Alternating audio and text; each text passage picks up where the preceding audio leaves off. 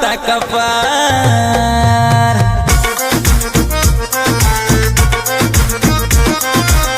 कोहेली की बथता कपार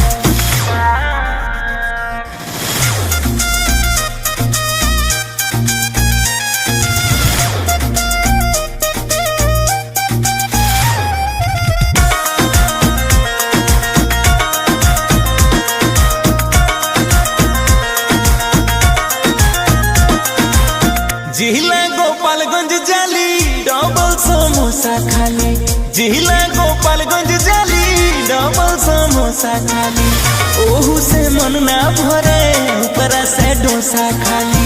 ओहू से मन ना भरे ऊपरा से डोसा खाली हिरनी जस चाल वाली कोरस बवाल खाली हिरनी जस चाल वाली